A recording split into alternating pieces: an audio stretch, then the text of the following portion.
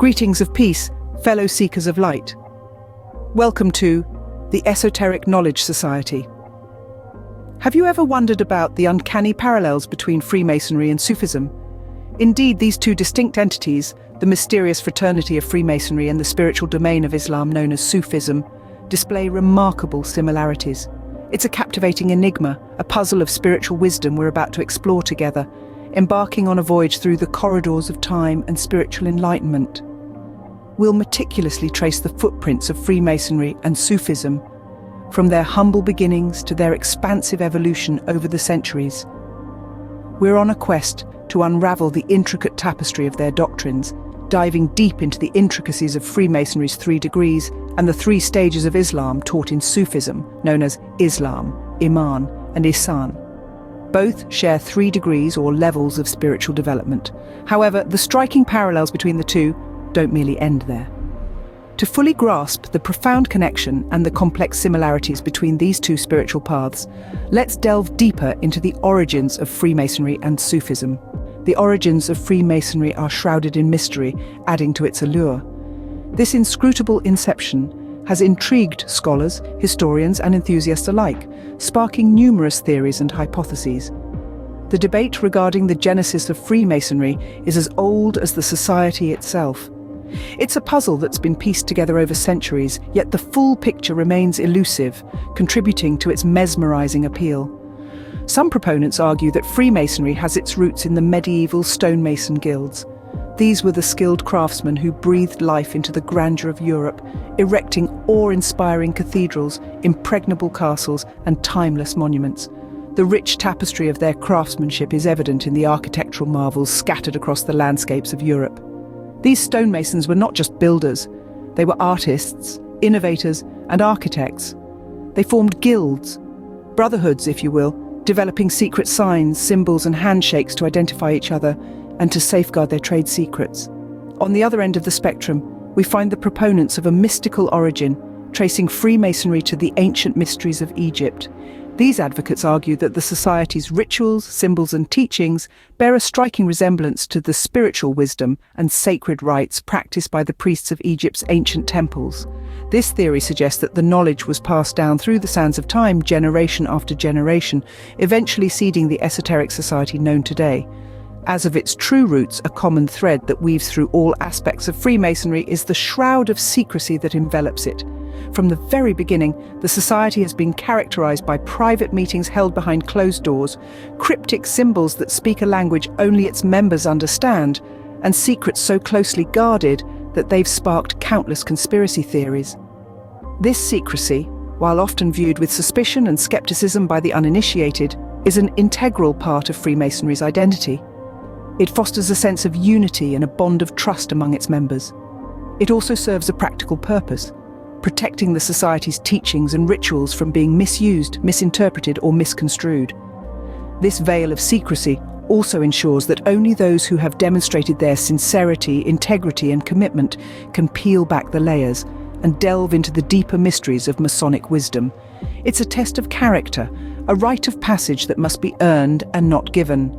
It ensures that the teachings of Freemasonry are passed on to individuals, ensuring the preservation and continuation of the society's principles and ideals. From these ambiguous origins, Freemasonry has bloomed into a worldwide fraternity. Today, it boasts millions of members from diverse backgrounds and cultures. Each member is bound by the same principles of brotherhood, morality, and spiritual growth that have been the cornerstone of Freemasonry since its inception. The diversity of its members reflects the universality of its principles and the reach of its influence. Sufism, on the other hand, emerged as a spiritual movement within Islam.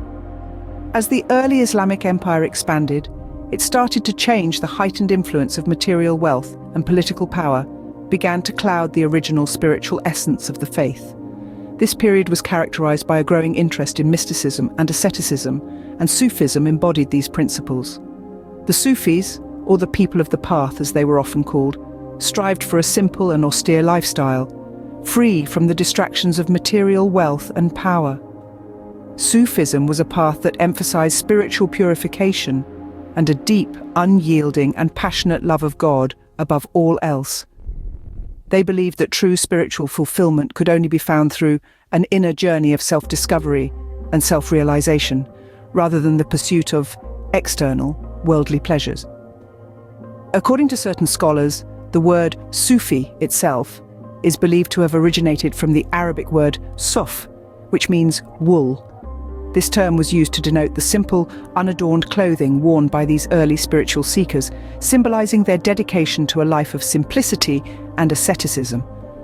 The Sufis developed a range of spiritual practices and disciplines to aid them on their path. Each tariqa, or Sufi order, has its own mystical formula for repetition of the divine names and prayers to connect with Allah. This meditative practice is called zikr, meaning remembrance of God, and is done both alone and in groups. This ritual is more than a mere exercise. It is a spiritual practice that is believed to cleanse the heart and soul, leading the practitioner closer to a state of divine love and understanding. Sufism is a path of love, a path of spiritual transformation, a path that leads to the discovery of the divine within the human heart. It is a path that requires courage, commitment, and the willingness to let go of worldly attachments in order to embrace the divine presence within oneself. We will now take a deeper look into the 3 degrees in Freemasonry and the 3 stages of Islam. The entered apprentice, or first degree in Freemasonry, is the initial stage of a Mason's journey. It's a rite of passage, representing the birth of one's Masonic life. The focus here is on the moral and ethical aspects of life. Lessons imparted at this stage underscore the importance of living a life of integrity, honesty, and kindness. The entered apprentice is taught to view all humans as equals and to practice goodwill towards all. Now let's turn our attention to the first level of Islam. This is simply known as Islam, and it too emphasizes the moral and ethical aspects of life. The 5 pillars of Islam, which include faith, prayer, charity, fasting, and pilgrimage, provide a foundation for Muslims to lead a life of piety and righteousness. The pillars guide Muslims to live in harmony with others, to be charitable, and to seek spiritual growth through prayer and fasting. Looking at these 2, we see an interesting correlation.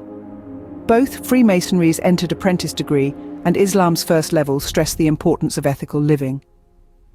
Whether it's through the Masonic teachings of integrity and equality, or the Islamic principles encapsulated in the 5 pillars, both paths promote a life of virtue and moral integrity. It's also worth noting the emphasis on charity and goodwill in both.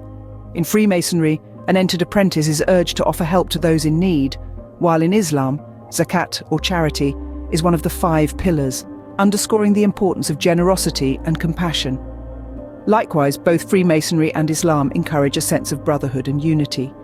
Freemasons view all members as brothers, regardless of their social or economic status, mirroring Islam's emphasis on the Ummah, or the global community of Muslims united in faith.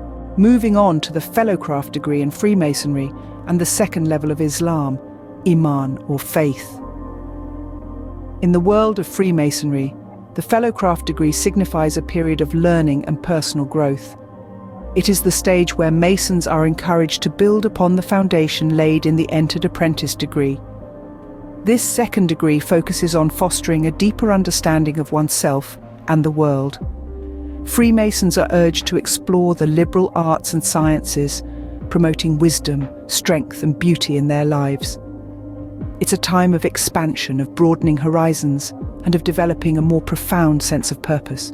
Drawing a parallel, we find the second level of Islam, Iman, which translates to faith.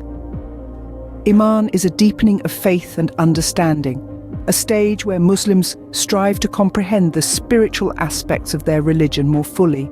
It's about nurturing a strong belief in the 6 articles of faith: belief in God, His angels, His books, His prophets, the Day of Judgment, and the divine decree.